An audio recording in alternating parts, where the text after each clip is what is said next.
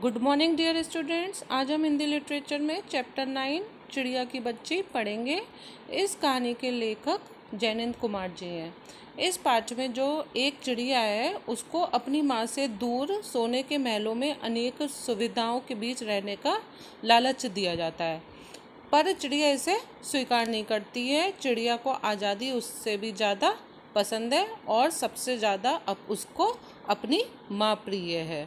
माधव दास ने अपनी संगमरमर की नई कोठी बनवाई है। उसके सामने बहुत सुहावना बगीचा भी लगवाया है। माधव दास ने एक अपनी सुंदर सी संगमरमर की, जो सफ़ेद वाले पत्थर होते हैं, उसकी कोठी बनवाई है और उसके सामने एक सुंदर सा, सुहावना मतलब सुंदर लगने वाला बगीचा लगवाया है। उनको कला से बहुत प्रेम है। उनको मतलब जो है कला से बहुत ज़्यादा प्यार है। धन की कमी नहीं है, उनके पास कोई धन की कमी नहीं है और कोई व्यसन छू नहीं गया है। व्यसन मतलब बुरी आदतें, और कोई भी बुरी आदतें उन्हें नहीं छू गई हैं। सुंदर अभिरुचि के आदमी है। अभिरुचि मतलब पसंद, अच्छी पसंद के आदमी हैं। फूल पौधे, रकाबियों से हौजे में लगे फव्वारों में उछलता हुआ पानी उन्हें बहुत अच्छा लगता है। और जो फूल पौधे हैं, रकाबी मतलब कम गहरी प्लेटें, और जो फव्वारों से उछलता हुआ पानी है उनको बहुत ज़्यादा अच्छा लगता है। समय भी उनके पास काफ़ी है और उनके पास टाइम जो है काफ़ी है। शाम को जब दिन की गर्मी ढल जाती है और आसमान कई रंग का हो जाता है, और जब दिन की गर्मी ढल जाती है, आसमान कई रंग का हो जाता है, तब वह कोठी के बाहर चबूतरे पर तख्त डलवाकर मसंद के सहारे वह गलीचे पर बैठते हैं और प्रकृति की छटा निहारते हैं। मसंद मतलब एक बड़ा तकिया, छटा मतलब सुंदरता। और जब शाम हो जाती है और आसमान कई रंग का हो जाता है, तब वे अपनी कोठी से बाहर निकलते हैं और चबूतरे पर एक तख्त डलवाते हैं। और मसंद मतलब एक बड़ा तकिया, जो वो गोल वाले तकिए होते हैं, उसको डलवा कर वह अपने गलीचे के बाहर बैठते हैं और प्रकृति की छटा मतलब सुंदरता को निहारते हैं। इनमें मानो उनके मन को तृप्ति मिलती है, मतलब इससे उनके मन को बहुत ज़्यादा संतुष्टि मिलती है। मित्र हुए तो उनसे विनोद चर्चा करते हैं, अगर उनके मित्र होते हैं तो उनसे बातचीत करते हैं, नहीं तो पास रखे हुए फर्शी हुक्के की सटक को मुंह में दिए ख्याल ही ख्याल में संध्या को सपने की भांति गुजार देते हैं। और नहीं तो फिर क्या करते हैं, वो जो उनके पास में एक हुक्का है उसे उठाकर मुंह में डालते हैं और ख्याल ही ख्याल में जो वो शाम होती है उसे सपने की भांति गुजार देते हैं। आज कुछ बादल थे, आज थोड़े से बादल हैं। घटा गहरी नहीं थी, आसमान में छाए बादल। घटा मीन्स आसमान में छाए बादल ज़्यादा नहीं थे। धूप का प्रकाश उसमें से छन छन कर आ रहा था। माधव दास मसंद के सहारे बैठे थे। उन्हें जिंदगी में क्या स्वाद नहीं मिला है, पर जी भरकर भी कुछ खाली सा रहता है। मतलब उन्हें सारे स्वाद मिले हैं, फिर भी उनका मन जो है खाली सा रहता है। उस दिन संध्या समय उनके देखते देखते सामने की गुलाब की डाली पर एक चिड़िया आन बैठी। उस दिन जो है शाम के समय देखते ही देखते एक गुलाब की डाली पर एक चिड़िया आकर बैठी। आन मतलब आकर बैठी। चिड़िया बहुत सुंदर थी। उसकी गर्दन लाल थी और गुलाबी होते होते किनारों पर ज़रा ज़रा नीली पड़ गई थी और थोड़ी थोड़ी सी नीली पड़ गई थी। पंख ऊपर से चमकदार स्याह थे, ऊपर से चमकदार थे और कैसे थे, स्याह मतलब काले थे। उसका नन्हा सा सिर तो बहुत प्यारा सा लगता था और शरीर पर चित्र विचित्र चित्रकारी थी। और उसका जो नन्हा सा सिर था वो बहुत ही प्यारा लगता था और उसके शरीर पर चित्रकारी हुई हुई थी। चिड़िया को मानो माधव दास की सत्ता का कुछ भी पता नहीं था और मानो तनिक देर का आराम भी उसे नहीं चाहिए था। अब माधव दास के, चिड़िया को जो है माधव दास की सत्ता का कुछ भी पता नहीं था और उसे ज़रा सा भी आराम नहीं चाहिए था। कभी पर हिलाती थी, पर मीन्स पंख हिलाती थी, कभी फुदकती थी, कूदती थी। वह खूब खुश मालूम होती थी और वह बहुत ज़्यादा खुश हो रही थी। अपनी नन्ही सी चोंच से प्यारी प्यारी आवाज़ निकाल रही थी, और जो उसकी नन्ही सी चोंच थी उससे बहुत अच्छी अच्छी आवाज़ें निकाल रही थी। माधव दास को वह चिड़िया बड़ी मनमानी लगी। माधव दास को वो चिड़िया कैसी लगी, बहुत ज़्यादा मनमानी लगी।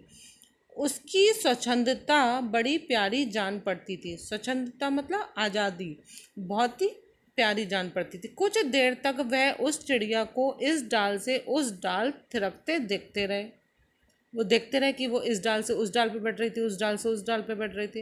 इस समय वह अपना बहुत कुछ भूल गए थे, और इस समय वह अपना बहुत कुछ भूल गए थे। उन्होंने उस चिड़िया से कहा, आओ तुम बड़ी अच्छी आई, यह बगीचा तुम लोगों के बिना सूना सा लगता है।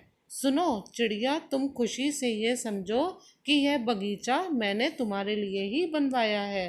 तुम बेखटके यहाँ आया करो। और फिर माधवदास चिड़िया से कहते हैं कि तुम ये समझो कि ये बगीचा मैंने तुम्हारे लिए ही बनवाया है, और यहाँ पर बिना झिझक के आया करो। चिड़िया पहले तो असावधान रही, फिर जानकर कि बात उससे की जा रही है वह एकाएक तो घबराई, और एकदम से फिर वो, जब उसे ये पता चलता है कि बात उसी से की जा रही है तो वह घबराई। फिर संकोच को जीतकर बोली। फिर वो जो असमंजस में थी, संकोच में थी, और वह उससे जीतकर बोली, मुझे मालूम नहीं था कि यह बगीचा आपका है। मैं अभी चली जाती हूँ। पल भर सांस लेने में यहाँ टिक गई थी। अब वो कहती है, मुझे ये नहीं पता था कि ये बगीचा आपका है, मैं अभी चली जाती हूँ। थोड़ी सांस लेने के लिए मैं यहाँ पर रुक गई थी। माधवदास ने कहा, हाँ बगीचा तो मेरा है, यह संगमरमर की कोठी भी मेरी है, लेकिन इन सबको तुम अपना ही समझ सकती हो। सब कुछ तुम्हारा है। तुम कैसी भोली हो, कैसी प्यारी हो। जाओ, नहीं बैठो, मेरा मन तुमसे बहुत खुश होता है। माधवदास कहता है, हाँ ये बगीचा तो मेरा है, संगमरमर की कोठी भी मेरी है, लेकिन तुम इन सबको अपना ही समझ सकती हो। ये सब कुछ तुम्हारा ही है। तुम बहुत भोली हो और कितनी प्यारी हो। जाओ नहीं और बैठो। वो कहता है कि अभी जाओ नहीं, बैठो, मेरा मन तुमसे बहुत ज़्यादा खुश हो रहा है। चिड़िया बहुत कुछ सकुचा गई। उसे बोध हुआ कि यह उससे कोई गलती तो नहीं हो गई कि वह यहाँ बैठ गई, और चिड़िया बहुत ज़्यादा डर गई। और उसे बोध हुआ मतलब ज्ञात हुआ, पता उसे अंदर से लगता है कि कहीं मुझे यहाँ बैठकर मुझसे कोई गलती तो नहीं हो गई। उसका थिरकना रुक गया, और जो वह खुशी से नाच रही थी, थिरक रही थी, वह उसका रुक गया। भयभीत सी वह बोली, और डरी हुई सी बोली, मैं थक कर यहाँ बैठ गई थी, मैं अभी चली जाऊंगी। बगीचा आपका है, मुझे माफ़ करें। और फिर वह डर जाती है और कहती है, मैं थक गई थी इसलिए यहाँ बैठ गई थी, मैं अभी चली जाऊंगी, ये बगीचा आपका ही है, कृपया मुझे माफ़ करें। फिर माधवदास ने कहा, मेरी भोली चिड़िया, तुम्हें देखकर मेरा चित्त प्रफुल्लित हुआ है। माधवदास कहता है कि मेरी भोली सी चिड़िया, तुम्हें देखकर मेरा जो मन है प्रफुल्लित मतलब खुश हुआ है। मेरा महल भी सूना है, वहाँ कोई भी चहचहाता नहीं है। मेरा महल बिल्कुल सूना है, वहाँ कोई चहचहाता मतलब खूब खुश नहीं होता, मतलब आवाज़ें नहीं आती किसी के चहकने की। तुम्हें देखकर मेरी रागनियों का जी बहलेगा, और तुम्हें देखकर मेरे को अंदर से खुशी होगी। तुम कैसी प्यारी हो, यहाँ ही तुम क्यों ना रहो। तुम कितनी प्यारी हो, ऐसा क्यों ना हो कि तुम यहीं रहो। चिड़िया बोली, मैं माँ के पास जा रही हूँ, सूरज की धूप खाने और हवा से खेलने और फूलों से बात करने में जरा मैं घर से उड़ आई थी। अब सांझ हो गई है और माँ के पास जा रही हूँ। अभी अभी मैं चली जा रही हूँ, आप सोच ना करें। और फिर चिड़िया कहती है कि मैं अब माँ के पास जा रही हूँ, सूरज की धूप खाने और हवा से खेलने और फूलों से बात करने मैं जरा उड़कर आ गई थी। अब शाम हो गई है, अब मैं अपनी माँ के पास जा रही हूँ, मैं अभी चली जाती हूँ। माधवदास ने कहा, प्यारी चिड़िया, पगली मत बनो। देखो तुम्हारे चारों तरफ कैसी बहार है। देखो वह पानी खेल रहा है, उधर गुलाब हंस रहा है। भीतर महल में चलो, जाने क्या क्या ना पाओगी, मेरा दिल वीरान है। फिर माधवदास कहता है, इतनी प्यारी चिड़िया, पगली मत बनो। देखो चारों तरफ कैसी बहार मतलब बसंत ऋतु है। देखो पानी खेल रहा है, मतलब वो फुव्वारा चल रहा था ना, तो पानी खेल रहा है, उधर गुलाब हंस रहा है। महल में चलो और वहाँ पता नहीं तुम्हें क्या क्या पाओगी। मेरा दिल वीरान है, मतलब मेरा दिल सुनसान है। वहाँ कब हंसी सुनने को मिलती है, मेरे पास बहुत सा सोना मोती है। सोने का एक बहुत सुंदर घर मैं तुम्हें बना दूंगा। और फिर वो कहते हैं मेरे पास बहुत ज़्यादा सोने मोती हैं, मैं तुम्हारे लिए एक सोने का घर बनवा दूंगा। मोतियों की झालर उसमें लटकेगी, तुम मुझे खुश रखना। और उसमें मोतियों की झालर लटकवा दूंगा और तुम मुझे बस खुश रखना। और तुम्हें क्या चाहिए माँ के पास बताओ क्या है। और तुम्हें क्या चाहिए माँ के पास बताओ क्या है। तुम यहाँ सुख से रहो मेरी भोली गुड़िया, और तुम यहाँ सुख से रहो मेरी प्यारी सी गुड़िया। चिड़िया इन बातों से बहुत डर गई। वह बोली, मैं भटककर तनिक आराम के लिए इस डाली पर रुक गई थी, अब भूलकर भी ऐसी गलती नहीं होगी। भटककर मतलब रास्ता भूलकर। चिड़िया बहुत ज़्यादा इन बातों से डर जाती है और कहती है मैं रास्ता भूलकर थोड़ा सा, तनिक मतलब थोड़ा आराम करने के लिए इस डाली पर रुक गई थी, अब भूलकर भी मुझसे ऐसी कभी दोबारा गलती नहीं होगी।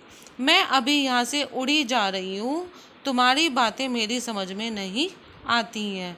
और मैं अभी उड़ी जा रही हूँ, तुम्हारी बातें मेरी समझ में नहीं आ रही हैं। मेरी माँ के घोंसले के बाहर बहुतेरी सुनहरी धूप बिखरी रहती है, मुझे और क्या करना है। और मेरी माँ के घोंसला जो है उसके बाहर बहुत ज़्यादा सुनहरी धूप बिखरी रहती है और मुझे क्या करना है। 2 दाने माँ ला देती है और जब मैं पर खोलने बाहर जाती हूँ तो माँ मेरी बाट देखती रहती है। और वो कहती है कि जब मैं अपने पंख खोलने बाहर जाती हूँ तो मेरी माँ जो है बाट मतलब इंतज़ार करना, इंतज़ार करती रहती है। मुझे तुम और कुछ मत समझो, मैं अपनी माँ की ही हूँ। और वो कहती है मुझे मुझे तुम कुछ और मत समझो, मैं सिर्फ अपनी माँ की ही हूँ।